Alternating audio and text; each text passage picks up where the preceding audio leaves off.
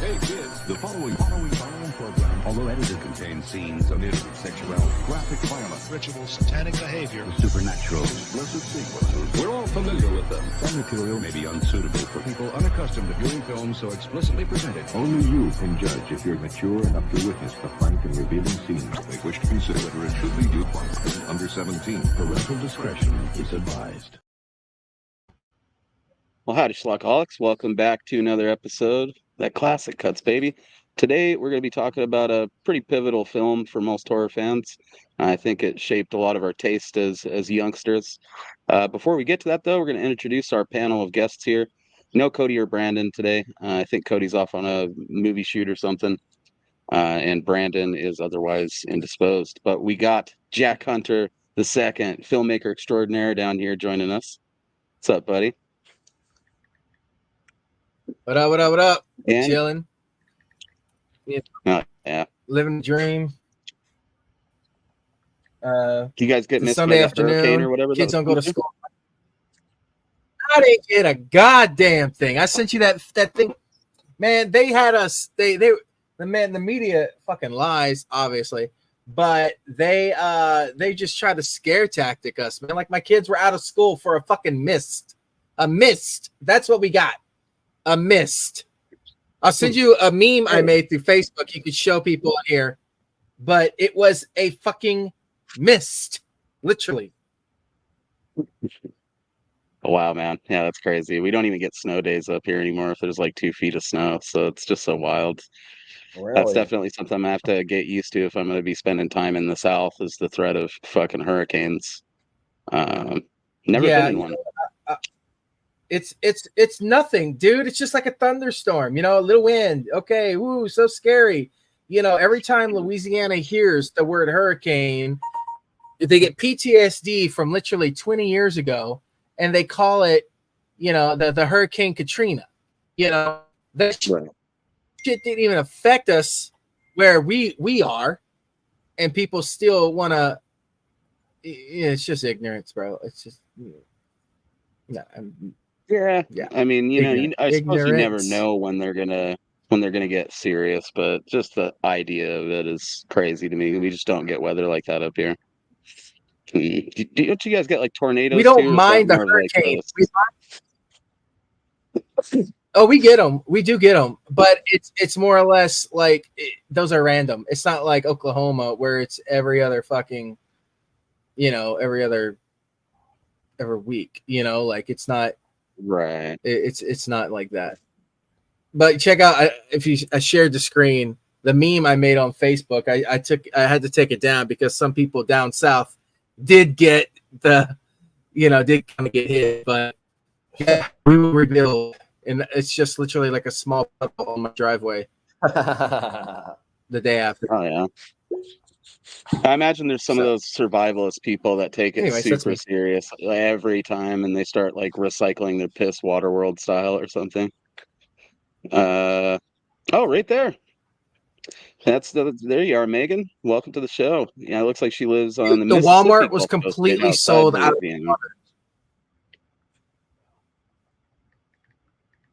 Oh, you guys had a run on bottled water? Oh, that's Megan. Okay. Yeah, so I guess I was wrong. No, it's Mississippi. It's just my Louisiana. I'm just back. No, that's cool. So you're depends on what town. What town, Megan? I'm in Marksville, Louisiana. What, baby? No, you're not. Hey, wait. We also got Forrest up in here today. Forrest is known for doing a lot of work with trauma, and he's trying to work into some bigger stuff in the future. Probably going to be hitting some Paramount productions. You were saying, if you get that email back, that's exciting news. Well, let's not jump the gun here. So gotta wait to get the go to see if they say yes. But I'm up here in New York, working on movies and various movies and TV shows around the city. I had a short film, a shot on Super 8 short film that I worked on, that I acted in, called the Triangular Door, directed by Dylan Morris Greenberg. It played at the Trauma Dance Film Festival last weekend, and it's playing again this week at Nighthawk Cinema in Brooklyn. It's playing with another movie from Dylan Morris Greenberg called Spirit Riser, which also both productions have a lot of Trauma alumni. And then I have a shot on video slasher flick that I'm in that's coming out next month called Pizza Guy 8, directed by Tate Hoffman. Hoffman. There you go. So, I'm excited. I worked on that about a year ago. Tate Hoffmaster. But yeah, I worked on that about 11 months ago, and it's finally coming out next month. Can't wait for you guys to see that. Hell yeah, dude. And I'm still wrapping my head around the idea of a triangular door and how that might work, but I guess we'll find out.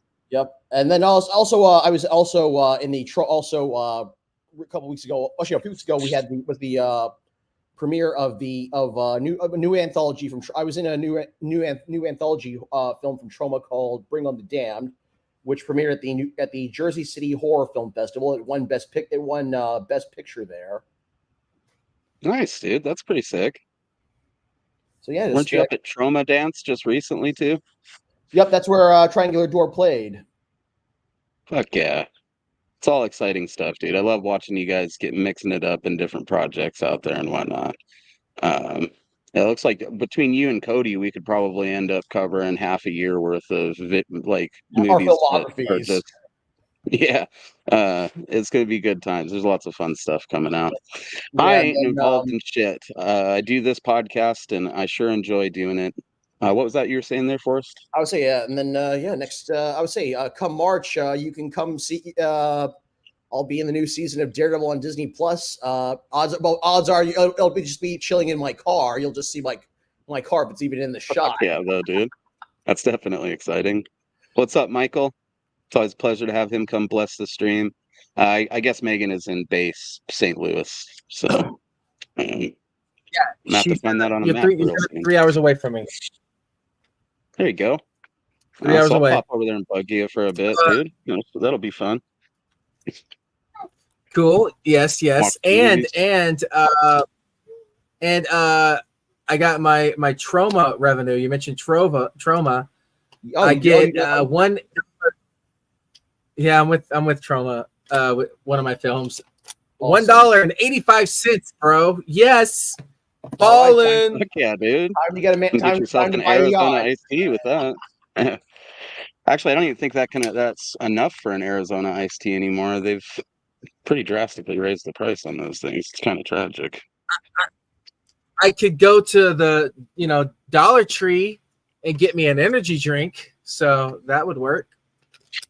Oh hell yeah! What do they got? Like those Chuck Norris ones in there or whatever? Do you guys ever try those? Or Steven Seagal had an energy a little bit. No, I have not. I have not. Well, I have there's still not. time, Jack. There's still time. We'll find you some on the internet. They might be expired, but they're worth giving them a shot. I remember they tasted not great. Yeah. Today we are going to be talking about. Yes. No, they were horrible, dude. They tasted definitely like cultural appropriation. There's all types of Asian shit all over it, talking about you centering your chi or something like that. It was terrible. And Steven Seagal's face right on the side, though, that did make me feel pretty badass. I was back when Steven Seagal was still remotely cool. That's cool. Team Vic, probably, dude. I would say JCVD for life. Have you guys ever heard that album that he put out? Oh God, it's awful. It's not bad. Gloriously terrible. He needs to go on tour with fucking Corey Feldman, dude. Oh God, I'd just be like, what? Like, you know what album? You know what album wasn't bad? Macho Man Randy Savage. That rap album was bad. Yeah. That was, oh God, it's classic. You know, it's another underrated celebrity musical project is Rappin' Rodney, that album Rodney Dangerfield put out. I've got that motherfucker on vinyl, Jesus. dude, and it does get spun up at least a couple of times a year. I would say Hulk Hulk Hogan had a whole He did. Yep, did an album back in the 90s. I don't Yeah. think Hulk. Oh, he was Yeah. trying to go against the Macho Man. they were like having that fake. Probably. I would say that, yeah, that'd be quite a bill right there. Steven Seagal, Corey Feldman, and Hulk Hogan. Yeah, and then So, Jeff, his daughter, haven't Brooke seen you in a while. Hogan is opening up for him. Oh, you have to. Yeah, her stuff was terrible as well. Who? If they ever do a And- Loserville 2, they need to get all those guys involved for sure. And just have Gary Busey introduce every band. I think that would be pretty sick. The World Cringe Tour. Hell yeah. Cringe-a-palooza. I'm down for it. Cringe Stock. Fuck yeah, It would just 3 sell days the of fuck terrible out. music. It would sell out. Actually, it would totally sell. Actually, no, Cringe-chella. Cringe-chella. Hell yeah. I know that you actually Cringe-chella. like half of this stuff, Where you Jack. invite, I like- get it. Yeah, shut the fuck up. I'm the comeback king. Oh my god, it was the worst song. Oh god, but if that was a actual festival, dude, it would sell the fuck out. Just to be like, yeah, I was there. I saw that train wreck, and I'd be like, I think it would. yeah, Probably. Yeah, some sort of meme stock thing like that, where it's just all musicians that are like known for being terrible. I think would be pretty great. Plus, what other opportunities are they going to have to like headline a festival? You know, as far as Corey Feldman's concerned, he's headlining that Limp Bizkit tour right now. But I'd Wait, like to headlining see is him the in the opening, or is actual he- headline spot. Wait, is he headlining for Limp Bizkit, or is he? I would say, is he opening for Limp Bizkit? I think he's the first act before, like, as Okay, that people are makes- taking their okay. seats and stuff. All right, so he's the opener. Okay, that makes sense. Yeah, and it's been sick endlessly entertaining. guitar shred. Oh my god, Jesus Christ. Dude, I gotta practice that fucking winky face that he does during the guitar solo so I can impress the ladies with it. It's pretty phenomenal. It's probably maybe my favorite thing I've seen all year. He is touring with Limp Bizkit. I'm sure there's other people on the tour too. I forget who they are though. I've just been so obsessed with the Corey Feldman stuff. And I love how he refuses to say Loserville. He keeps calling it Loserville. This came up during our Spock Talk too, but it's worth talking about again. If you guys haven't checked out the plethora of cringe that's coming from the Corey Feldman camp, you need to immediately. You know, one thing that's not cringe, or at least not cringe in a bad way. I was gonna say I saw him and Tommy Davidson on Celebrity Wife Swap, and that was probably enough for me. Oh Jesus. Yeah, man, I don't know about that guy and the whole Corey's Angels thing. It's bad stuff. He might. Yeah. Oh god, actually, I did see the music video. What they did with Sean Astin. That was pretty fucking terrible. Oh, Sean, what are you doing? Oh god, I haven't seen the video for that. I've heard the song though. I'm sure he was he's just doing his friend a favor, doing his fellow Goonie a favor. $5 says they killed Corey's character off in the Goonies too in the opening, just so they don't have to deal with him for fucking 3 months. It wouldn't surprise me, but you know, if anything, his nonsense might even prevent something like a Goonies 2 from happening. You know, but I feel like they could just write him out. You know, I don't know. Anyway, but okay, so but wait, one more. The opening act for the Crinchella is the chick. It's Friday, everything's Friday. Yep, there you go. I don't know who that is, but I'm down. I'll sign off on any of it if it's as cringe or cringier than the Corey Feldman stuff. But you just got to allow a lot of time for sound checks at a festival like this, because we all know that's going to take a while, and there's going to be lots of yelling at the sound techs and all that stuff. But it's special guest. I'm an island boy. Island. Yeah, they would have to be on there for sure. I guess her name's Rebecca Black. All right. You guys are gonna have Yes, to Rebecca educate me on some more of this stuff.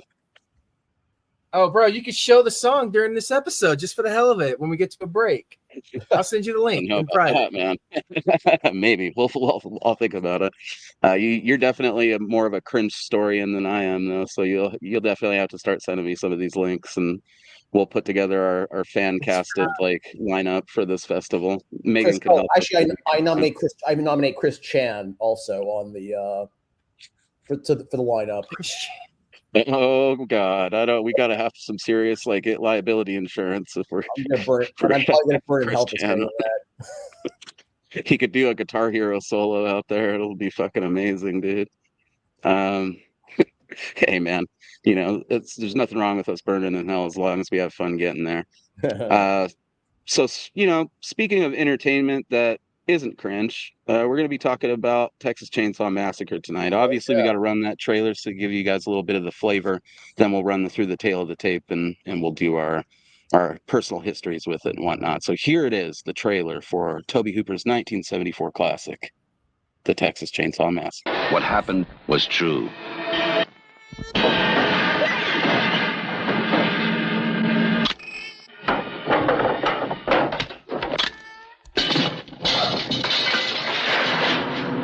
The most bizarre and brutal series of crimes in America.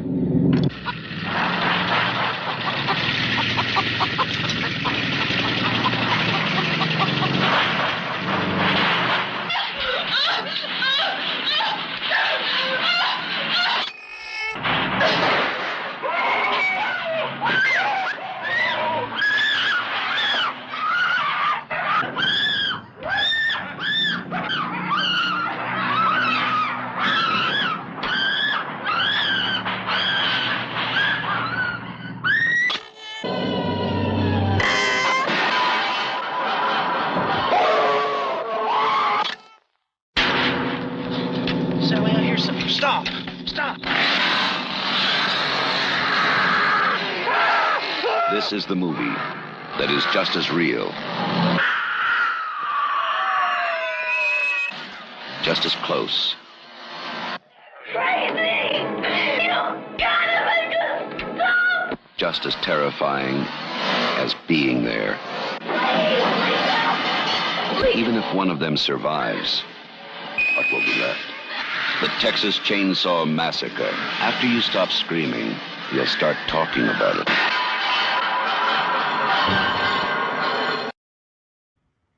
All right, so Texas Chainsaw was directed and produced by Tobe Hooper. It was co-written by Kim Henkel and Tobe Hooper, and it stars Marilyn Burns, Paul A. Partain, Edwin Neal, Jim Sydow, and Gunnar Hansen. Has cinematography by Daniel Pearl. Is distributed by the Bryanston Distributing Company, which I'm pretty sure was a front for the mob. It was released on October 11th, 1974. It reportedly had a budget of between $80,000 and $140,000, which just is such a huge gap. You know that the books were cooked on that.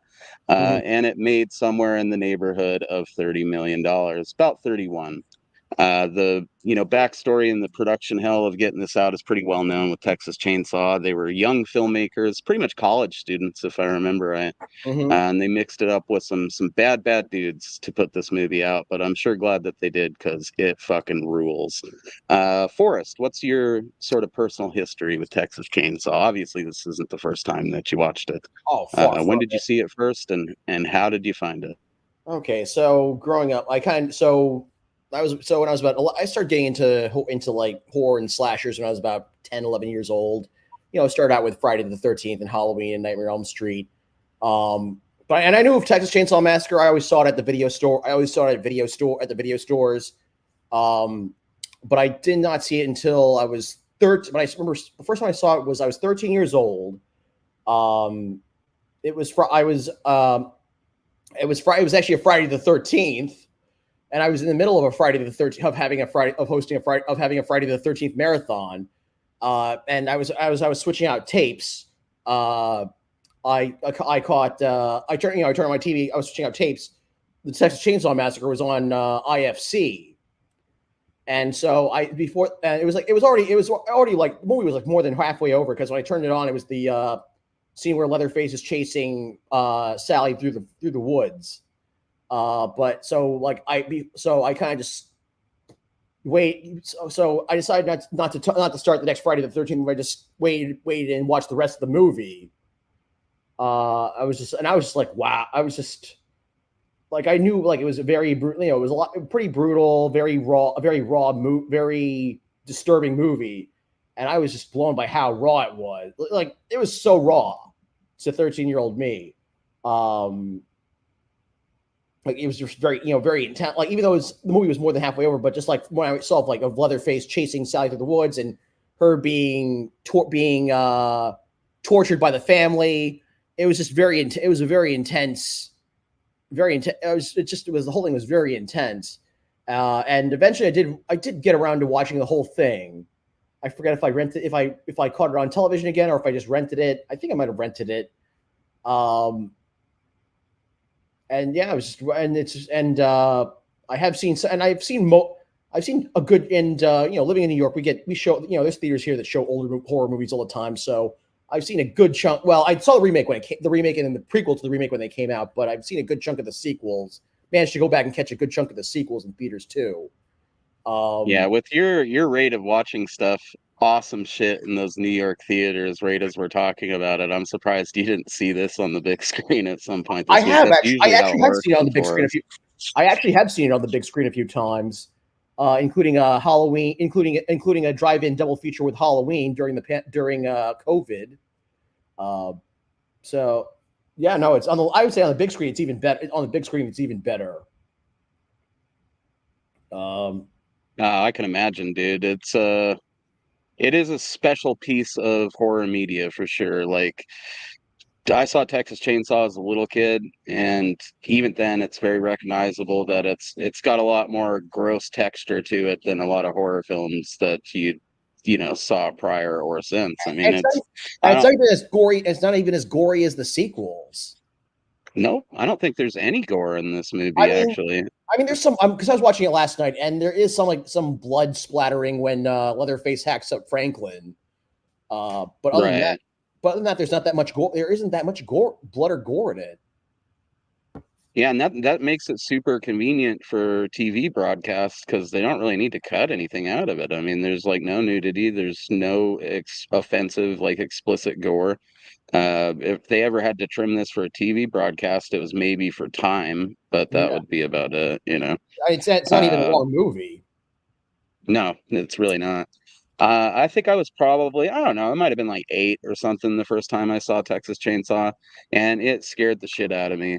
And I just, always appreciated it a lot. But in high school, when I really started digging into like the special edition, DVD type content that we had access to by then, it just made me have such a deeper appreciation for this movie. I think it, along with the first Evil Dead, might have been the movies that made the idea click in my head, like, oh shit, we can make these if we want to.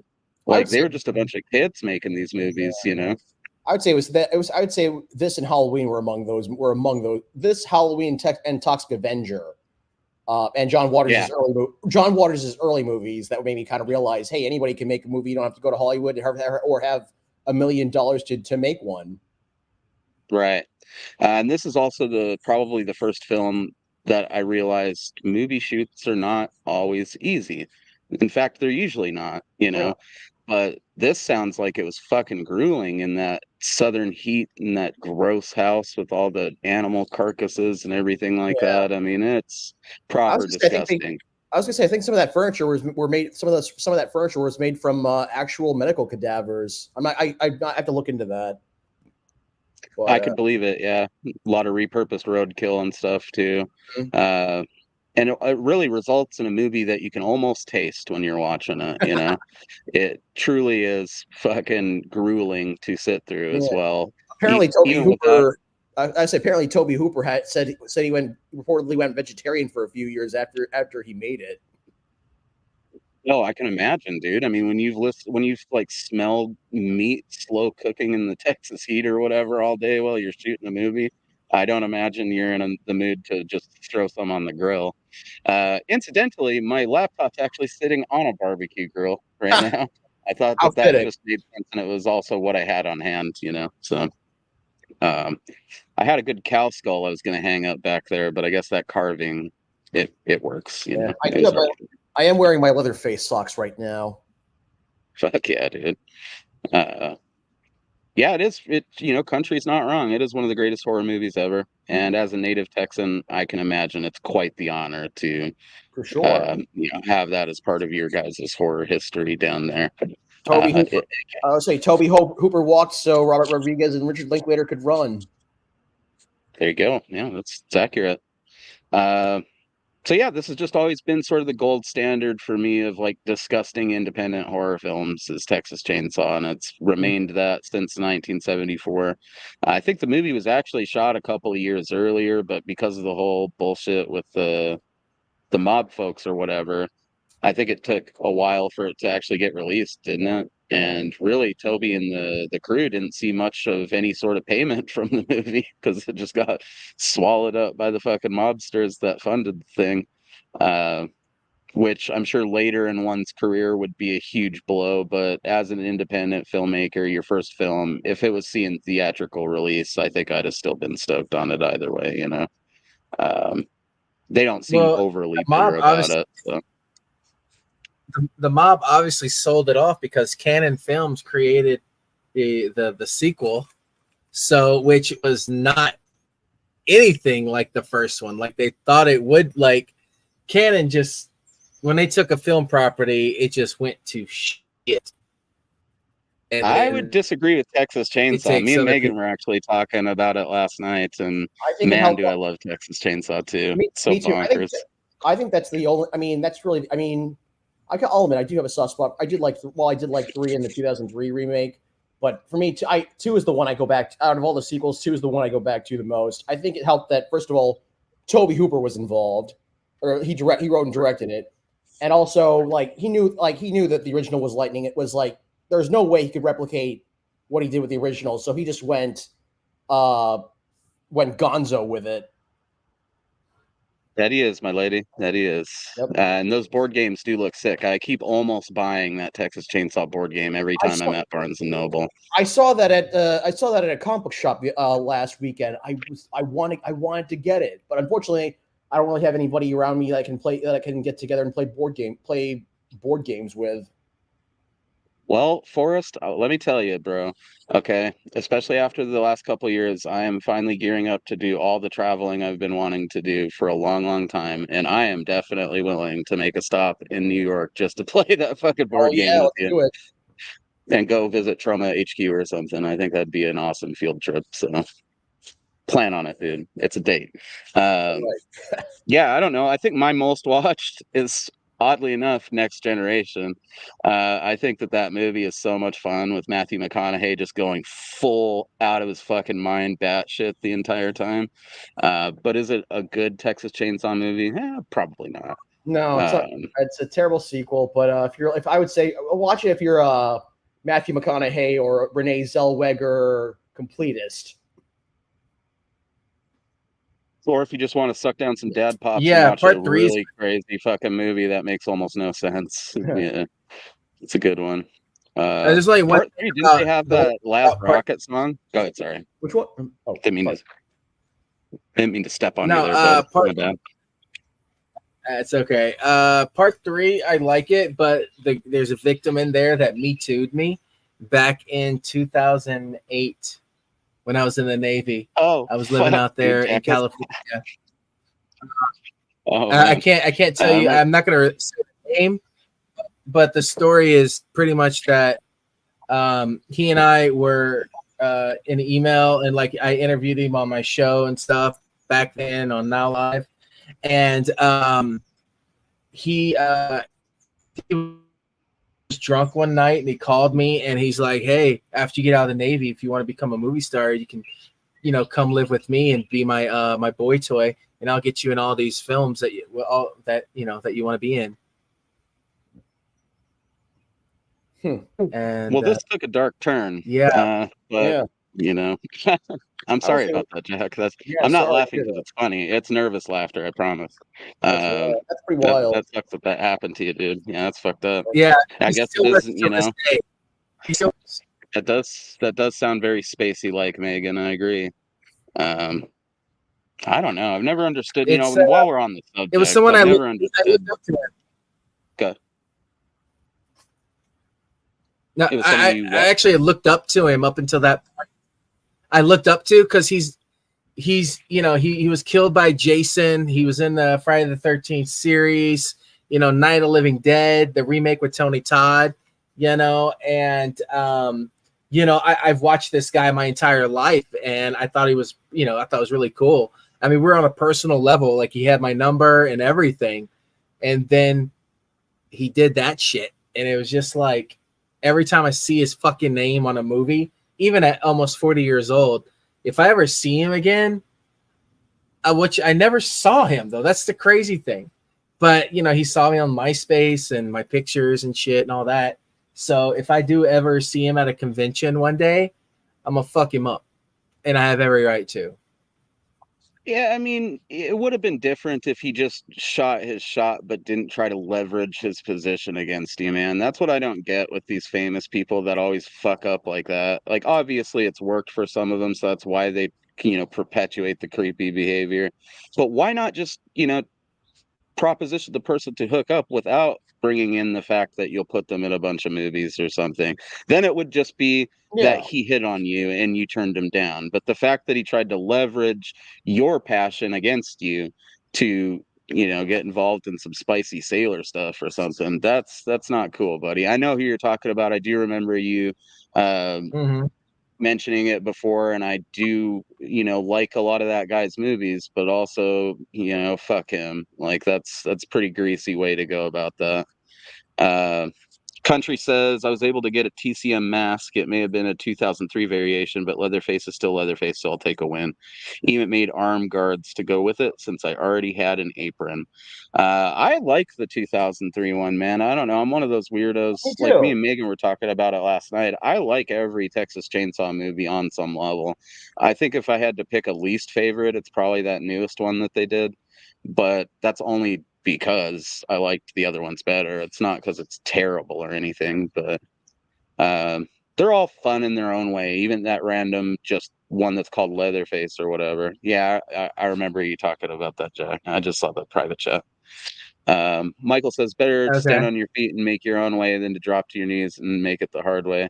Yeah, I agree. I mean, I can only imagine how that feels to have somebody knowing that you're wanting to get into that industry and knowing that you're passionate about it, try to use that to, coerce you into doing something you otherwise wouldn't do. I think it's entirely fucked up. And thankfully, Country agrees. I mean, there's people that defend these folks that get me too'd, and I think it is important to look at it on a case by case basis, but by and large, most of them, in the very least, owe people an apology. Um, And and in who the knows? sense, Maybe it's if like it you had a happened. conversation with this dude and he was willing to own up to his shit and own up to it being shitty and apologize to you Mhm. for it, it might help in some way. At least make it feel like it wasn't something you had to live with your whole life and never have any closure on it. Because he definitely owes you an apology, and you Mhm. probably owe him a smack in the face. Yep. Uh, so now that we're on you, Jack, what's your history of Texas Chainsaw? Let's turn this into a positive here. When did you Those, become exposed to yeah. this, and what was your initial impression? Well,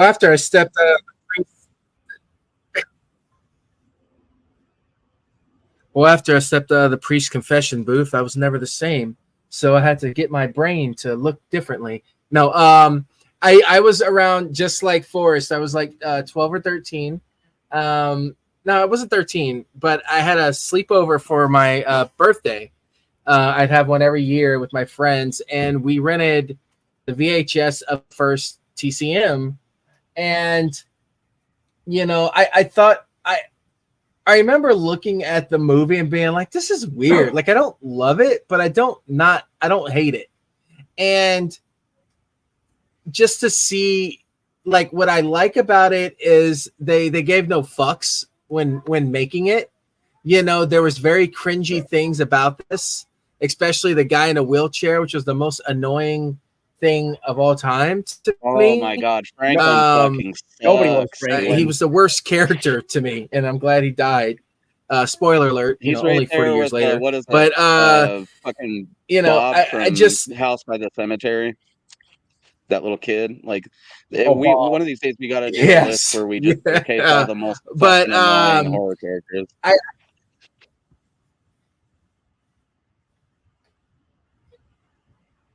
Sorry, dude, I didn't mean to step on you. I think I'm having a little bit of delay here. Continue.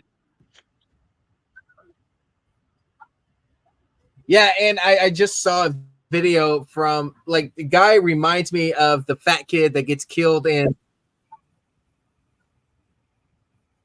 Yeah, it says you're muted on my end. I see like the there's something going on with streaming.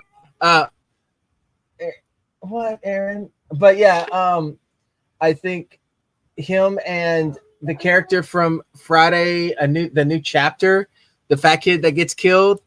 I think they have a resemblance of character traits to me. I don't know if it's because they're both morbidly obese, but those characters are just annoying. I actually enjoy every single sequel and prequel after this film. Do you hear me talking? Oh yeah, yeah. No, I was just making sure I wasn't stepping on you So again. But... yeah. I think yeah, I that's mean, gone to as shit, a franchise, it could be because Forrest seems like he's moving in time with everything, so it'll probably swing back around on you. It must be that Hurricane Francine just making another pass over there. Brace yourself. Megan's right. You're You know, gonna that's the miss me main again. thing about the series is that it's an absolute mess. But I think as Although, horror fans, you know, none of they change family members, they change origin stories for Leatherface at various points. Yeah. I think they've redone it like at least twice, if not three times. Although I think because it's for the majority of the franchise, it's Sawyer, but it was in the remake timeline, it's Hewitt. Mm. Yeah, they take some liberties and bounce around a little bit, but I mean, if we're being completely honest, okay, so good.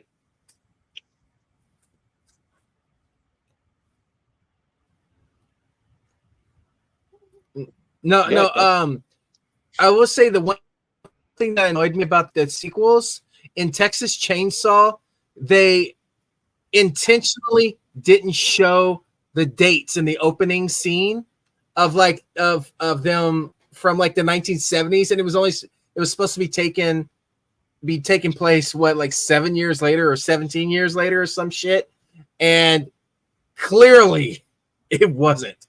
But I think that's the film that people somewhat don't like because it made you sympathize with Leatherface. I guess that's a fair point. Yeah. Country makes a good point too here. Franklin may be annoying, but he didn't want to come on the trip in the first place, and he was also the only one with any real sense when it came to how to, handle the situation. Doesn't change the fact that man was I glad when he got the saw because he was just terribly fucking annoying. You know, if I had to say there a glaring flaw in this film, that's probably the only one. Like they could have toned Franklin down a little bit, and it still would have had the same impact. Jack's gonna go make the kids some noodles, so he'll be back momentarily. I don't know. As far as our cast of characters in the film go, they're fine. I don't think that any of them really super stand out. You kind of got Sally Hardesty or whatever and Franklin as I guess the default main characters of the movie, but only in as much as it's their property. I think that they're going to like check out since they've I think inherited it is the gimmick that's going on there. I think so. What's that? I said I think so. Yeah, and they're like, they used to spend some time there as kids or whatever, but in the years since it's became pretty run down. And apparently, I don't think we actually spend much time on their property because they end up having, some issues and wandering on to, Leatherface's farm or whatever, and that's where the film really gets going.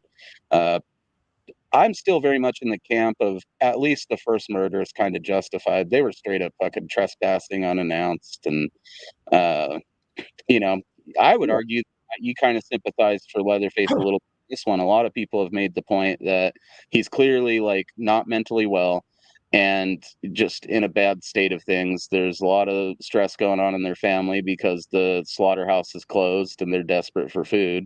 And so all of this kind of it sort of results in Leatherface being very much like a caged animal that's just panicking for most of the movie, trying to get these people to stop fucking trespassing on his land. Honestly, he's kind of a man child. He's pretty much a man child. And also, but also like he also he's a man child, but he's also like they kind of treat him like the I guess the mate, like the mate, like the as the mate, like the mate, like because because Leatherface does cross dress. He's like they treat him like the woman of the house. They basically make him the woman of the house. Yeah, in a lot of ways, for sure. And not in a good way.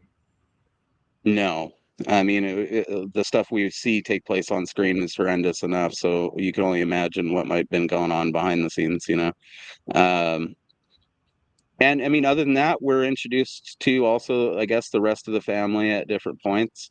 You've got Edwin Neal's character. What's that? I was saying you got the hitchhiker. The hitchhiker, yeah, who's very much a prototype for what eventually would be Chop Top. Yeah, like as a little kid, I always thought they were supposed to be the same character, but obviously they're different characters, And then you've got, I guess, well, who all do we have in the family?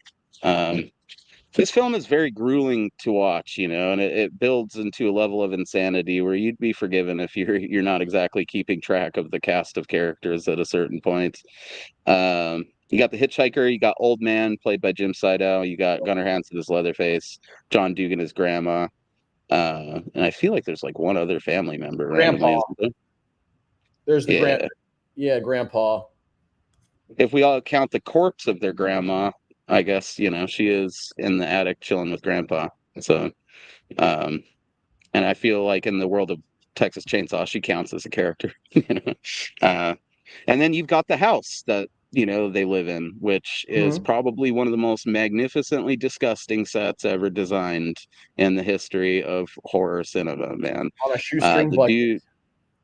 Exactly. Yeah, it's just legitimately going out and finding whatever corpse and cadaver and bit of roadkill that you can to make a house of horrors, and they certainly did it. I would love to see it recreated in some fashion using accurate, ingredients to make it as disgusting as it was when they were shooting the film. Imagine that haunted house experience. Right. It looks like Country says the miniatures for the Trick or Treat TCM board game were dope. It was like you were literally being in the movie. Yeah, it looks fucking cool, dude. We were just, well, I think you brought it up, but yeah, I'd really like to try it at some point. Michael says Federal gas station in the movie still standing and sells barbecue in real life. Yeah, I almost brought that up. Didn't you visit that at one point, Forrest, or am I confusing you with somebody else? I've only been to Texas on layover. I have never been outside of an airport there. But you remember Tom Puglisi? We reviewed the new movie with him. He lives because he lives in Texas, and I believe he's been by that house. I know maybe it was him I saw posting on Facebook about it then. Probably. I know that Danielle Harris and Scout Taylor Compton recently hosted an episode of Talk Scary to Me there. Oh yeah, from there. I'd be into checking that out. Yeah. Country says you are supposed to empathize with Boba. He's a mentally handicapped child in a 6-foot giant's body, very akin to Hodor from Game of Thrones, just with a chainsaw. I can totally see that. That guy actually probably would play a hell of a Leatherface. And you can empathize with the character without forgetting he's dangerous. That's 100% true. And that's always kind of the position I've took on it. Megan says that she had a piece of the house foundation and the property soil. Oh, wow. Cool. Lucky girl. Yeah, that's cool. I don't have anything. Actually, you know what? I do have one piece of horror memorabilia that you'd probably find interesting, Megan, and it's the same sort of a thing. It's a piece of the mansion that they shot Ghoulies in, and then a piece of like the bark chips from the property or whatever. Oh wow. It's one of the only times I've sprung for like the on-set sort of artifacts like that. And you know what? I'd be into doing it some more. So maybe you can help me out with that in the future. Michael says the house also still exists. They moved it from the original location to Hill Country in Texas. It's now a breakfast and brunch restaurant, unless that's changed. For instance, it's a Well, barbecue. It's a barbecue restaurant. Oh, is it also selling some barbecue? The gas station they shopped at is they have a festival there, I guess. Actually, a convention. Actually, you know what? I got it wrong. It wasn't the Texas Chainsaw Massacre house they did that Danielle Harris and Scout Taylor Compton did their podcast on. It was the gas station. Right. Yeah, and that's the one I'm pretty sure sells barbecue. If they sell some bed and breakfast or some breakfast and brunch stuff, I wouldn't mind having some pancakes and mimosas in the Leatherface house. That'd be pretty sick. I would say have some bacon and sausage. Yeah, the gas station is in Bastrop, Texas.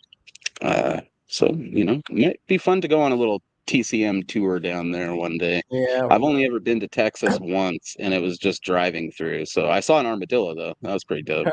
Was it dead? Was it like roadkill or? No, it was still kicking. It was still motoring around out there. Yeah, it was on the side of the road though, so I can't speak for how long it was alive after we saw it. No, it's like as far as the whole like all the major slasher franchises, I've seen filming locations from Friday the 13th, Halloween, Nightmare on Elm Street. I have not done Texas Chainsaw Massacre yet. I got to do it one of these days. Oh yeah, dude, you definitely do. Don't you take like a yearly trip to Camp Crystal Lake or something? Because okay, so it's in New Jersey. It's actually a lot closer than to New York than Jason Takes Manhattan portrayed. Like they probably could have saved themselves a whole bunch of dead students by just taking the bus instead. Right. But then there would be no movie. I don't go all like it's not an annual thing, but I go like whenever I have time and money to go. But it's I knew you'd been there at least several times. You know? I've been there twice. I have been there twice. First time by myself, second time with a friend. But yeah, I'm always down to go back. Go back, especially with anybody who hasn't been there yet. Because it's definitely a bucket list. It's definitely a bucket list item for any Friday fan. Hell yeah, country's over here barbecuing in the costume and making dad jokes. I love that, dude. That's good stuff. And that's an interesting point with this film too. They handle the cannibalism very well in that they don't ever come right out and say that they're eating human flesh. I don't think it's very heavily implied that they've had to switch to cannibalism after the closure of the slaughterhouse, and you obviously get the idea that they're fixing to butcher Sally later on. They also sort of Leatherface starts butchering some people over the course of the movie, and it's heavily implied that that's what they're eating during the dinner scene at the end. But I've always loved that they don't come right out and say these guys are cannibals. It just makes it so much more sinister implying it like that, and eventually building to the insanity that is the dinner scene. She narrowly escapes being eaten and ends up just absolutely traumatized and covered in blood and soaked in blood. Yeah, it makes for one of the most unhinged endings still to this day of any horror film that I've seen. Don't they hint on cannibalism more in the remake with Jessica Alba? When she did it, they hint more on that. I think they hinted at it. Whereas I know Texas Chainsaw Massacre 2 was like right in your face about it with the chili cook-off. Yeah. Oh. Yeah, I feel like other ones it was still fairly subtle by the standards of typical horror movies with cannibals in it, right? Like they're not constantly making yuck jokes about it or anything like in something like Motel Hell. it's just an element that is part of it. But I do think you're right. It's a little bit more on the nose in the later ones, especially that one, than it was in this original. And I think if I remember right, in like part 4, it's not even really an element in it. I don't think there's any allusion to cannibalism at all in that. If anything, it just feels like they're all living in a crazy meth house with Matthew McConaughey. Wait, that's part 3. But no, 3's Leatherface, 4 is Next Generation. Country makes a good point, though. Oh, I'm an idiot. Starvation will drive you to do unusual things. It doesn't just eat at your body; it eats at your mind, and that is true. You ever hear Wasn't of Next Generation straight to VHS? Wasn't it straight to VHS? I think it might have had a limited theatrical run. Yeah, I think it was like one of those things where it released in a small amount of theaters and then basically went to. I would say they put it in a few small theater, a handful of theaters in the middle, in like the dead of winter or something. Yeah, basically trying their best to make sure no one saw it, Yeah. and then they put it out to get that sweet video store revenue. But what's this? Trick or Treat. Oh, actually premiered at South by Southwest back in March of 1995. Like we were saying last night when I was talking with Megan about it, and she's pointed out now, Arlie Ermy as Sheriff Hoyt is probably the best thing that modern Texas Chainsaw has done, in my opinion. It's just he was awesome. A crying shame that they couldn't have got him for these older installments. I don't know what he was up to. I mean, I know he did Full Metal Jacket and shit like that back then. I would say Full Metal Jacket was a decade later. Is it a decade after Texas Chainsaw? Yeah, because that was 80s. Because Texas Chainsaw Massacre was 74. Full Metal Jacket was 87. I think that was actually his first movie because he actually did serve in the military. He actually did serve. Yeah, right. So he's probably in service when this was being shot, No, he fucking didn't. No, he didn't. He's an honorary gunny. Let's confirm that. Really? But either way, it would have been a hugely great addition to the film. I'm saying he was a U.S. Marine drill instructor. Yeah, that's what I always thought. I didn't know. I had never heard that he was in Vietnam, but chances are when this was being shot, he probably was being a drill sergeant, so that would explain why he wasn't available. But man, am I glad that they eventually got him involved in it. Yeah, he started acting in 1978. Maybe that's why I thought Full Metal Jacket was earlier. Maybe I read that about him at some point and thought that it was just a few years after this. Because he started acting in 1978, but Full Metal Jacket was his breakthrough role. Well, the thing is, on Full Metal Jacket, he was just the advisor for the instructor, and whoever they cast was not cutting it, and he ended up he was like, no, you got to do it like this. And then they took out the other actor and was like, yo, you're our guy. Fuck the other guy. That's the story I've always heard. Smartest decision they could have made. Country says one of the "You Are Dead" cards in the Trick or Treat Studios board game literally says the cook made you into chili. Hell yeah, that's awesome. Don't skip out on the meat. Making me hungry for some chili right now. I don't care if there's people in it, Oh God, it's all in the meat. Don't skip it on the meat. Now, as we've mentioned, there isn't a ton of gore in this film, and that trailer really did show basically every key scene in the movie. It spoils a lot of the film. But I don't think it really spoils it in the traditional sense, because just watching it all build up to the insanity that is the ending is pretty nuts. I guess now's a good point for us to just start talking about some favorite scenes, some favorite images from the film. What's probably your first favorite scene in the movie for us? Oh man, favorite scene. Oh God. Maybe I want to say it's when Kirk goes in that Kirk first enters the house. He's looking for someone, and then Leatherface all of a sudden shows up in the door in the hallway with the hammer. Oh yeah, and he just brains him with that fucking thing Yep. and like drags him in there and slams that sliding door shut. It's just so brutal and abrupt and definitely scarred my little kid brain Mhm. taking that in at a young age, you know. No gore required. No, and also I would say also, oh god, tough call between like when when Sally and Frank when when Sally and Franklin are in the woods and encounter Leatherface, because that like just like from the moment that Franklin shines his flashlight on Leatherface to Sally getting chased around. Just because I remember that was the first part of the movie I ever saw. Right. Or that definitely bridged. No, but also the end, also the final shot of Leatherface doing his chainsaw dance. Yeah, that twirl or whatever. It's great. He's a pretty nimble fella. I'm a big fan of the hitchhiker scene. I think that that's, iconic as well. It really kind of shows how twisted these people are becoming out here with their main source of income gone. And Mhm. also, I think maybe because it so much reminds me of something that you could still encounter easily if you picked up the wrong hitchhiker or Right. just some weird mentally deranged drug addict, you know? Uh, Country says his is when Kurt goes in and Leatherface hits him in the head. Yeah, it's Yes. Yeah.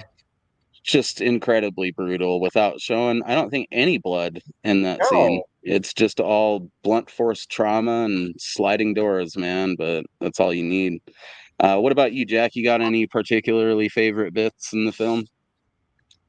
I'm gonna secondhand or piggyback on that hitchhiker thing because my dad and I, my stepmom at the time, we'd go on family trips during the summer, and my dumbass dad was always trying to be the good Samaritan and give people, rides on the highway and stuff. And Wow. every time he picked up somebody, I mean, it was the '90s, man. People were nice and trusting, and yeah, so we would do that, and it would scare me every single time he picked up a hitchhiker and put him in a back seat, not back seat, the back of the truck. That's what Right. would freak me out. Mhm. And I think we didn't know that Sally was, had superpowers of healing, as you find out in fucking the remake or the reboot on Netflix. She gets shot with a fucking shotgun, a requel. Yeah, the requel. And she doesn't die from that, or she gets a shotgun through her or some shit. Like, she's got super, so she probably gained her powers from that, that chase. I don't know. Yeah, it's possible. Another scene that I really like a lot is sort of the introduction to the interior of the house when that chick, wanders in there and Yes. then she like falls in all those gross chicken feathers and stuff. Um, it almost makes me gag every time I watch this movie. I don't know if you guys have ever kept chickens or spent time around mass amount of chickens and had, My the mom has chickens. unfortunate. Yeah, it's they're pretty disgusting sometimes, especially when all of their feathers and their waste piles up like that. And you do kind of get the idea that they probably ate most of those chickens by this point, but they probably had them wandering around in there a bunch too. So whenever she falls down into all that junk, it just makes me fucking cringe, dude. And I tend to have to choke back the gagging just a little bit. So, and then yeah, that's where you really get the first introduction to all of the crazy macabre artifacts that are decorating this home. I think if I remember right, some of it was actually modeled after shit that was found in Ed Gein's house and stuff like Yes. that, which is pretty cool. Which I Well, the believe movie's Megan not also really. has some soil from Ed Gein's grave that she was showing me last night. That's pretty fucking metal. Um, Yeah. So yeah, it's not based on a true story. It's based on a scenario taken from several serial killers. So it's like I hate that gimmick of it, based on a true story. Like, no, motherfucker, it's based on actual scenarios that possibly happened. love you know that. what? I'm I a forgot big fan of them marketing movies like that. It doesn't work anymore, but in the mid 70s, prior to the internet and being able to confirm all this stuff, it had to have been so fucking cool to think that this was possibly based on real events, Now Yeah. that stuff Oh, is kind of lost on us because we can immediately look things up and be like, oh no, they just based it on Ed Gein. Yeah, the Plainfield and Ghoul. my What a favorite. badass. I forgot my scene. I mean, that I really enjoyed, and I think it was the first time it's ever been done. The opening credits, the opening monologue. If that didn't terrify your fucking soul, then I mean, for a teenager or a young kid, you got issues, straight up. Oh yeah, and You it got shows issues. that nasty, juicy corpse up there on the thing, and dude, I love it. And there's, in terms of sound design, and all it is like the flash bulb and the shutter of a camera, I think. But that Texas Chainsaw sound, like that weird, like "meowing" when they're taking the photos and stuff, it will forever be just etched into my brain. I'm sure subconsciously on some level, whenever I see something gross like a dead animal down at the ponds when I'm fishing or something, that Texas Chainsaw like camera sound goes off in my head somewhere. And you see a lot of that. So I tell you what. Ed Pelican I just the other day. tell you what. With this film, I dare say it, other than like the big Hollywood budgets, but every attempt to recreate like a spin-off of it or a knockoff version of this has failed in every single fucking way. You cannot copy Leatherface no matter how hard you try. You cannot do it. There is no fucking way. It's like it should be illegal to even attempt it. And I say that because it's so iconic. You can have your Jasons and your Freddys and all that, but Leatherface, you can't copy that because it's always going to be like, oh, you're trying to be like Freddy. Okay. I mean, at least with Jason and Michael, their knockoffs were like, oh yeah, they're totally inspired by Jason. I dig this, but you can't do that with Leatherface. Sorry. Yeah, it's one thing to just throw a dude in a mask and have him be the silent, killer of the film and wander around in a mask and kill people with various implements. But whenever they try to do like a knockoff of Texas Chainsaw, the main thing holding them back is they don't typically have the balls to make the movies feel as disgusting as they are. Yeah. They try to go the opposite route and make up for it with more blood and gore or whatever, but that's not what makes this movie special. What makes it special is just the whole ambience and atmosphere around it and that disgusting putrid vibe that it has. That I don't think you can just or they conflate Leatherface with Jason. That does tend to happen too. Wait, what? I said the other thing is like when they're trying to replicate Texas Chainsaw, what they end up doing is just conflating Leatherface with Jason. Guy with a hockey mask. Have someone in a hockey mask wielding a chainsaw. Oh yeah, pretty much. And the ones I have seen that were pretty decent as far as Texas Chainsaw knockoffs are usually pretty decent just because they have a few good kills in them. The closest I've seen to something that I could compare to Texas Chainsaw, but is very different, would be Motel Hell. And I think that succeeds because it doesn't try to recreate Texas Chainsaw. It's just the similarity is that they're rural family that happens to be cannibalizing motherfuckers. I would argue they do it a little bit better in Motel Hell with them planting the dudes in the garden and letting them get all tender and stuff like that. I would say maybe because you were just watching it recently. Slaughterhouse, yeah, that one's not bad. I mean, I wouldn't say it's Slaughterhouse. What's that? Slaughterhouse with the little sloth killing people, or Slaughterhouse? Slaughterhouse, 1989. Slaughterhouse. It's pretty good. It's very much just trying to do its version of a Texas Chainsaw type thing. But I mean, that movie started off showing you how bacon and sausage is made. Yeah, they shot that in an abattoir here in Oregon, actually. That whole opening to Slaughterhouse. So I guess that's, I don't know if And we can be proud of it, but it's a and thing. I would say they filmed that whole thing and then put it to some goofy music. Yeah, it's not great. Um, yeah, that's a good example of what, for the most part, all of the Texas Chainsaw ripoffs, like the highest thing they've achieved is just being a pretty solid rental film. You know, it's not the type of shit that's going to jump into your favorites of all time like this, but they're fun enough, I guess. I mean, the hillbilly cannibal subgenre of horror has produced some fun shit. I would say that Wrong Turn is kind of a pretty good mixture of this and The Hills Have Eyes as well. Um, so Wrong it's Turn, not like without I its think merit. wrong. Yeah, wrong. Sorry, man. Wrong Turn. Wrong Turn is a badass franchise. Just like every franchise has its weak sequel, but I love the entire franchise of Wrong Turn, even though the requel didn't really hit on the original concept, but it was still good in the franchise, like in an alternate universe. Right. Anyways, sorry.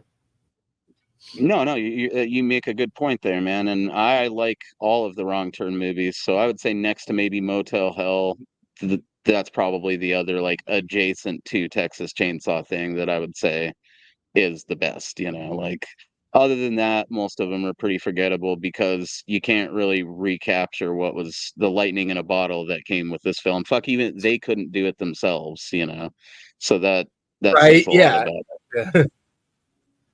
Even Probably the I worst mean, one I've seen is the one I think Kim Henkel directed it, actually. It's called, I think, Butcher Boys, and it's, like, supposed to be basically allegedly, it's based on a sequel script that he had written for this movie that never got shot. It's fucking terrible, dude. No part of me wants to see Texas Chainsaw stuff going on in an urban setting. Like, half of the charm of this movie is that rural backwoods, dead stinking armadillo vibe to the location that they're in. Uh, it's not it's not scary if you can escape by just running a couple blocks away and finding a fucking, random parking cop or something. Um the isolation is part of what makes this rad as well. So it's got that same sort of thing Hills Have Eyes has going on. Though I would say that the Hills Have Eyes does it in a little bit more of a bleak manner, like they're properly isolated in that movie. There's no trucker that's going to come by and save the final girl at the end. Um, and that's an interesting point to make here too. The set designer guy, I forget his name at the moment, and I left my notebook in the house, but that dude also did set design for The Hills Have Eyes, and he also did it for Tourist Trap, which also has some completely unhinged fucking scenery in that thing. If you've not seen Tourist Trap, it is worth checking out. It's a movie that Charlie Band produced back in the day. I believe it was directed by David Schmoller of Puppet Master fame, and it does not get the credit it deserves for kind of launching Charlie Band into the direction of making horror films that we're seeing. Because a lot of his 70s stuff is junk, but that's a story for another time. check the private chat. We're forgetting a film that a lot of people know about it. Is, a lot of people don't. It is. The Sawyer Massacre. It's a fan film that features a lot, if I'm not mistaken, a lot of the original actors from the first Texas Chainsaw Massacre. It was done by a buddy of mine. And the only thing that's bad about it, I think, was their buildup of raising funds for it, because it was quite annoying getting a DM every other month or every other week from him. Hey, we need this, we need that, Yeah, but it was very successful and won a lot of awards. So it's, and I think it's free on not Facebook, on YouTube. You guys want to check it out? It's called The Sawyer Massacre. It's about the family of the Sawyers. Yeah, I gave to the crowdfunding campaign for that. Yeah, wasn't Thomas doing like location scouting for it right after we did that review for the new Texas Chainsaw together? He was. Yeah, so We got to get him back on here eventually, man, or get him know. on here and talk about something. Maybe some of these Texas Chainsaw sequels. We will definitely be doing those. We'll probably hit And part 2, hopefully with Megan in tow, in the next month or two, because be good timely season to do it. You know, we're entering into the spooky times, and while I tend to associate these movies with summertime, mainly because of this first one. I don't know that the sequels necessarily have summertime vibes for the most part, but this is right up there with like any of the summer camp slashers or the Hills Have Eyes or those movies that just make my balls feel sweaty. So it's a good time to watch them when it's like, you know, pushing 100 degrees, right? yeah, and there's never, I don't, to my recollection, there's never been one done in the winter of the Texas Chainsaw Massacre. Like, there's no winter It hasn't. themes. Yeah, It- that would be kind of that- cool. That would be like, they want to do another sequel, a sequel to the Netflix one. Fucking go in the snow. Let's see, all the bodies piled up in the snow that they killed, just being saved because of the coldness. Like that would definitely be like Wrong Turn meets Texas Chainsaw Massacre. Right. Yeah. I'll be here, girl. If not, I'll hit you up and we can get in a private call after you're done. Good luck with the live. Hopefully the raffle goes well. I could see that fully, dude. Like just a scene where one of the chicks like thinks she's escaped, and then just out of nowhere through a snowdrift, fucking Leatherface just blasts through it with the saw going full bore. Like that'd be amazing. They did do it with Jason in one of those. Wasn't it one of the Never Hike Alone movies or something I think for us? so. Talk about also, those. a couple of the comic books did. A couple of the comic books did winter settings. Right. Yeah, I could fully see that being cool. And then also with the whole cannibalism element, you could have a scene where it shows them like just using the natural cold to preserve the meat and stuff. No need to stick someone in a freezer if it's just like, 20 degrees outside. I'm with you on that, Jack. If hikers just like stumble upon, this quote unquote cabin in the woods, that bodies just being preserved due to the fucking snow, like that would pique my interest if the graphics, the effects were done right. I'd be like, oh hell yeah, let's go. But dude, I haven't watched the Never Hike. Old man gets after Bubba for like not cooking it properly. It's like it's still frozen, you ingrate or something like. It could work. I mean, it could go full out, and with the way. See, here's the thing: is what people don't realize about the new remake or requel. It was shot twice. I was actually watching live of a review of the original cut of it, and this guy was talking like it was so woke. It was bad. Like I'm talking the super far. Which side I don't want to, but it was so bad, and they went back and they reshot scenes to make it good and appeal Balanced, to both yeah. sides at certain points. I give them a lot of respect for that one, for making it balanced. Leatherface really does come across as an equal opportunity murderer in that, like, he doesn't care who you voted for her. He just wants all the people out of town, and I agree with Country. I wish that they had a proper DVD release. The best thing I can suggest, if you don't have a problem having an unofficial release as a stand-in until hopefully they eventually do one, like an official one, there's this website called Asuka the Disc Dog, where they will make you really pretty fucking high quality, like independently burned prints of the stuff, and they do release a lot of Netflix stuff that doesn't get releases. I can do that. I did that actually. Yeah, I mean, it depends on what you want, I've never compared them to Kanaki releases, but I've also never had any print errors with Asuka the Disc Dog, so Kunaki can sometimes you end up getting like a glitch disc, but at the price you get them for, fuck it, you just order another one until you get one that works. So Kunaki's probably an option for that too. The thing with the disc dog is they also just already have the movie downloaded. I don't know if you were to do it yourself with like Kunaki, you'd probably have to upload it first, eh? Yeah, you got to upload the high quality version of it, and for like a Blu-ray, you got to have it converted already. In fact, I think you got a mystery package before we became friends of some custom Halloween. Yeah. Yeah, some Halloween stuff. I know you sent me fucking. I think the movie Parents was in there, maybe. Yeah. There was some gems in there for sure, dude.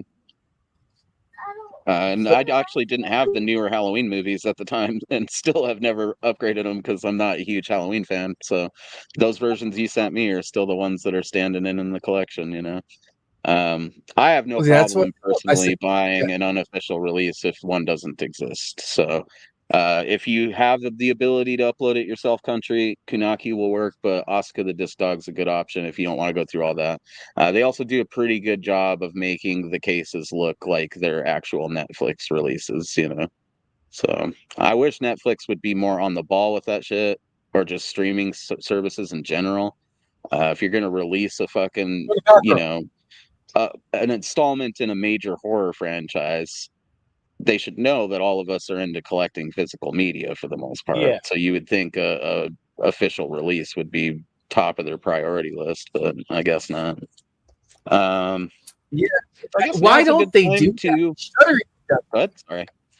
Like Shudder even does it.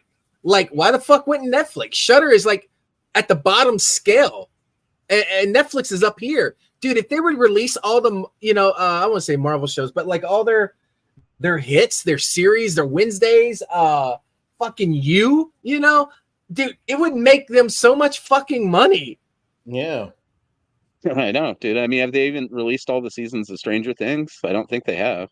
No, so no, I don't think they have at all, except the first season, and it came in like I have it. Well, actually, I don't think I have it. I think my ex has that fucking thing. God damn it, I have to rebuy it. Anyways, it was like a VHS, and then it was the first season in it and everything. So, yeah, that's for like a company they said, that likes to burn through mass amounts of money, they sure have an aversion to making more of it. I don't understand what that is, but it's the times we live in, unfortunately. Same thing goes for Disney Plus. You know, all those Marvel shows, like, even though they aren't the best, they're still collectors like me that just love superhero stuff.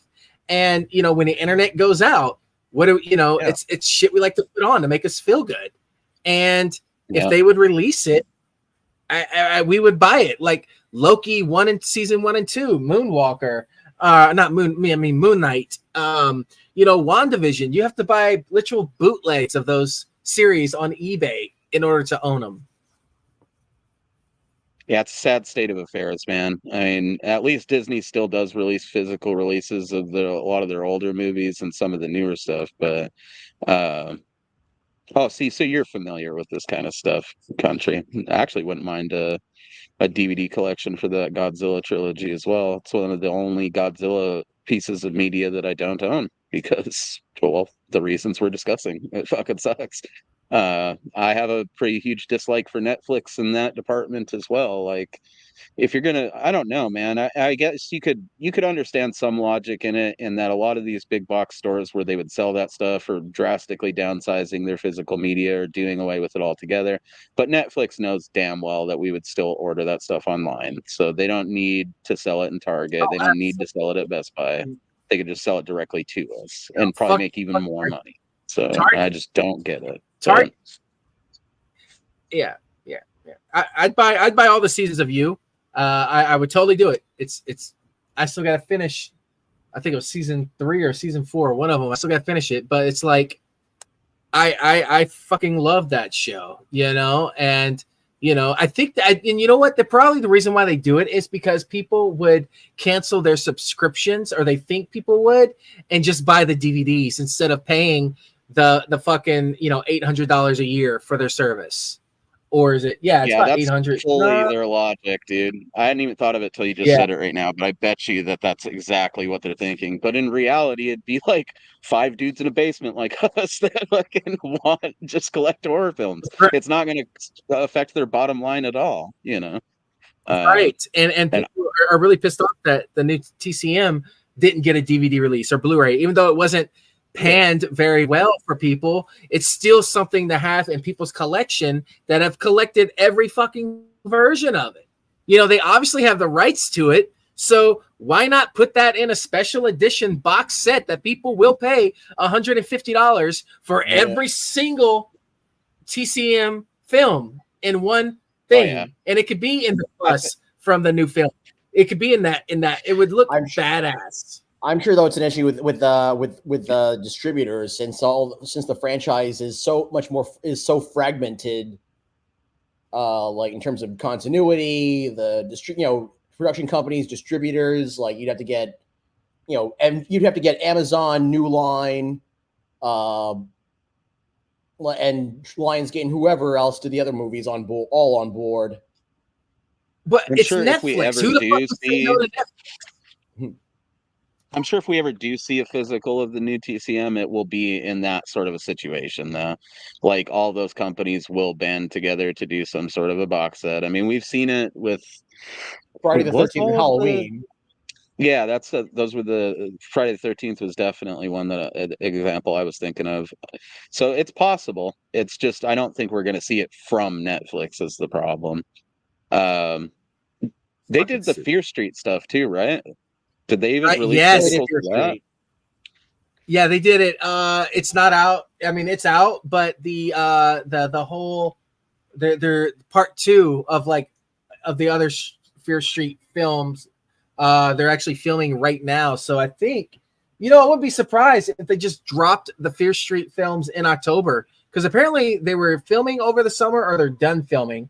And I actually read all the Fear Street saga of the films that they're doing of it. So it was definitely not book accurate. I can guarantee you that, but it was still entertaining to watch. I think the first one the most. In fact, I might fucking watch it tonight. I don't know. Yeah. Who knows? Dude, that sounds super intriguing there, country. I didn't know there was Indonesian superhero films, but I'm definitely piqued my interest. I know there's a ball. I got Superman. I got Gundala. It was I bought it at Walmart several years ago. Actually, I have it. Yeah, I haven't seen the Fear Streets yet, Megan. They've been on my list of things to check out. We have pretty similar tastes, so that doesn't bode well for my enjoyment of them. But maybe we can watch them together and laugh one of these days, and I'll get you through them. Do I sense a date night, streaming night with the two? Oh, probably. It's so cute. It's so cute. Oh, thank you, man. You're gonna blow. I used to read some of the Fear Street books. Honestly, I preferred those to Goosebumps as a kid. But like you said, they're not exactly book accurate too. So. They're not book accurate. Like the story is I guess. Okay, how would you say it? Like the ground is there. The ground, like the foundation is there, but they bring it to something else, and it's like turn characters gay, like Netflix does, and shit like that. And it's just like the whole fucking trilogy of that was so fucking badass.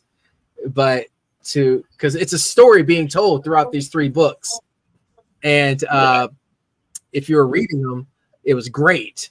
And then you realize it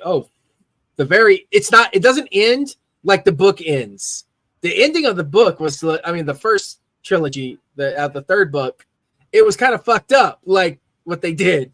But it doesn't end like that in the series at all. Sorry.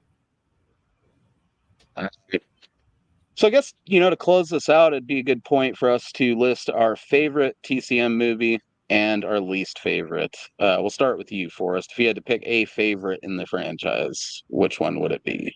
Gonna go with, the one we're talking about right now. I would say the original. But if you wanted me to pick, I feel like that's kind of the obvious. Maybe I don't know. Maybe I wouldn't say obvious, but definitely It's a given, kind of like it That's goes kind of without saying. it's a given. But one. if you wanted me to say my favorite one after that, I'd say the second one. Mhm.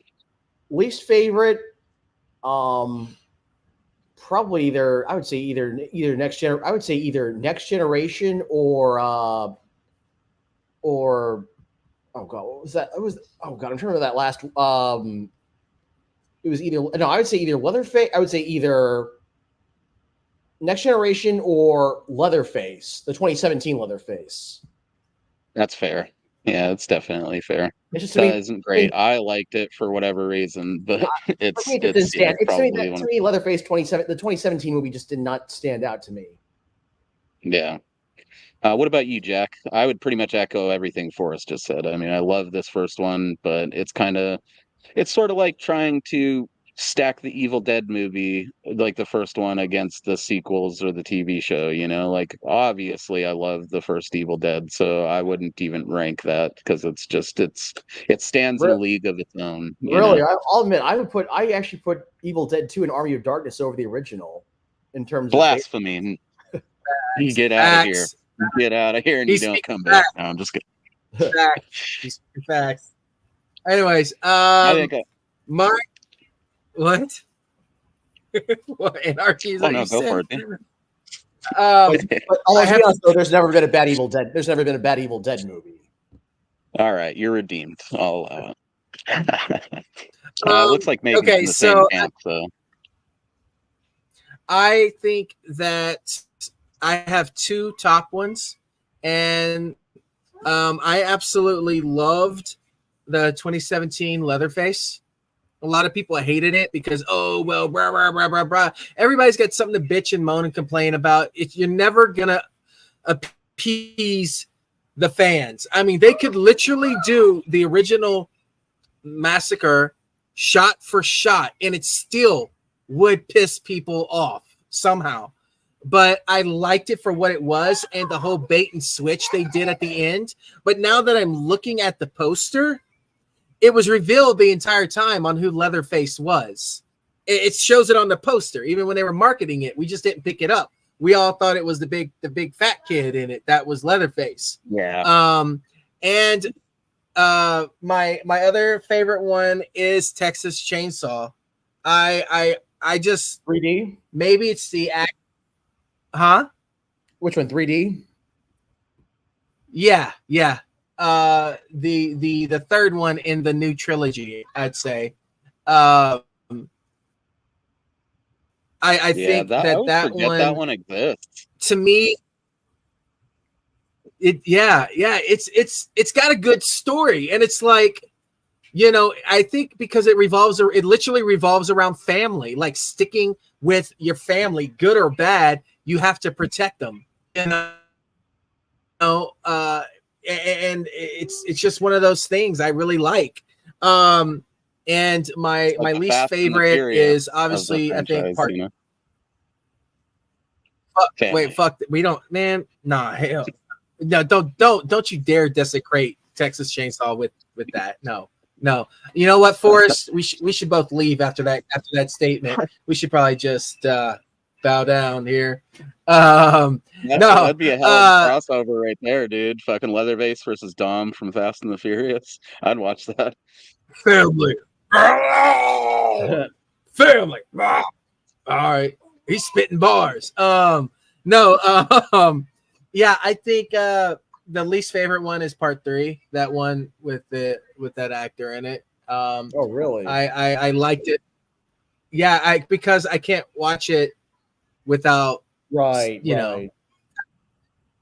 know, and I know it's one of the best ones, but when I see that motherfucker, it's like I want to watch all the Jasons, you know. I love fucking Friday the 13th, but you get to part 7 and he's the opening kill, and it's like, man, fuck, you know. I used to like this shit, so. At least he gets killed right away, but yeah, I feel you, dude. That's understandable. Country says his favorites is 1 and 2 in the remake and its prequel. 3. The only one he doesn't like was Next Generation, which it's fair. I like that movie. I'll love it enough for all of you guys. You don't need to like it. Um, Wasn't I he just a like to skinny chick in that crawl one? into Matthew McConaughey's brain when he was making that thing, dude. That guy went off the fucking rails. It was called Getting His Um, Start. It was called Money. That's what it was. That was what it was called. It was called Money. Man, That's it's a wild thing to watch. Like it's probably one of the only horror movies I could think of where like a lead character seems like they could hurt any of the people involved in the movie at any time. Like I probably would have been legitimately afraid of Matthew McConaughey on the set of that thing because he looked like at any moment probably he was going to be taking it way too seriously and legitimately hurt someone. wasn't that the one So with the that female Leatherface? that's Next Gen, I think, where he's wearing the He's lady in full power drag. suit and the mask has all the makeup on it and shit. Wait, it's still a guy in it. It's not. Yeah. It's not a female because the marketing for it was a sexy woman in the mask. If y'all remember. Yeah, or the lipstick So with they. the chainsaw blade coming out of it. Yeah. No, it was heavily implied. Really, he's just dressed as like what's it, Sigourney Weaver or something from what's that movie, Working Girls? Or Working Girl, yeah. yeah, he's dressed like that the whole time. Pretty much. Not quite as sexy as the poster led us to believe, but still kind of sexy, I guess, depending on your persuasions. So I think What that you about does into, it for this one. What's that? No, it depends on what you're into. If you're into that kind of, I'm just making a joke. I'm supportive of all types of preferences or lifestyles or whatever. I'd probably take a run at Power Suit Leatherface. Why not? So I think that about does it for this one, guys. We don't have any Texas Chainsaw stuff planned for the immediate future, but next weekend we are going to be going back to the low budget roots, talking about J.R. Bookwalter's The Dead Next Door. That's Saturday at noon Pacific Standard Time. So any of you guys that want to participate in that are welcome to join. It's a classic zombie flick, probably one of my favorites of all time, right up there with the original Dead trilogy and Return of the Living Dead Part 1 and Part 3. So I guess now's a good point for you guys to plug anything that you got going on or that you got coming up. We'll start with you, Forrest, then we'll work to you, Jack. I have nothing to plug. This is pretty much what I do. So thanks for enjoying it with us. Go for it, Forrest. Tell us who you are and what you're up to. All right. My name's Forrest Bennett. I'm an actor, actor based in actor person, as Lloyd Kaufman would say, based here in New York. You can see me pop. I usually have like bit parts in various indie films and TV shows filmed around here. You can see me in the trauma anthology "Bring On the Damned," Pizza Guy 8, which is shot on video slasher flick, which is coming out next month. And oh god, there was another one that's just recently played. It recently played at a film festival in like upstate in Rochester. Oh god, it's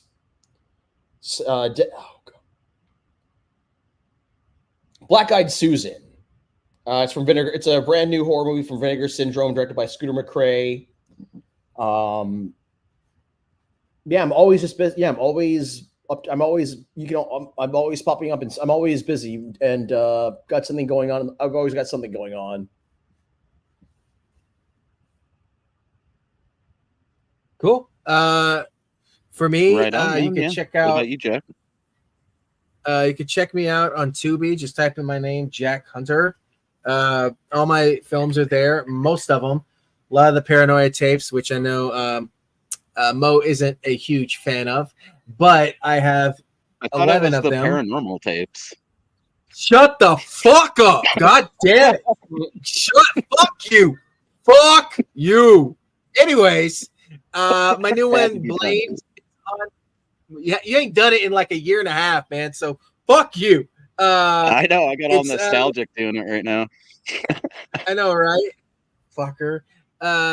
So Blamed is my new one on there. If you are a victim of sexual trauma, that type of scenario, I think it's the first horror film that is an advocate for that stuff. I'd say it is a good follow-up to Megan is Missing. If you watch that and you're fully depressed after watching it, like every single fucking person is, put on Blamed, and you'll get your closure from that damage. No pun intended right there. But yeah, I have music on iTunes, all streaming platforms for that. I just released 35 songs that me and my buddies recorded 20 years ago. So that album is on there, and it's like, it's nostalgic. You know, we rap about stuff about MySpace. And when you mention that these days, kids are like, what? Is that your safe space? No, it's MySpace. So it's your safe space? No.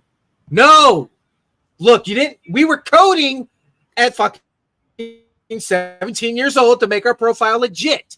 Okay. We used to have music videos on our profile. Anyways. It was definitely not a safe space. MySpace. No. It's filthy avenues for sure. So many people, man, I would definitely recommend Blamed. I actually liked Blamed quite a bit.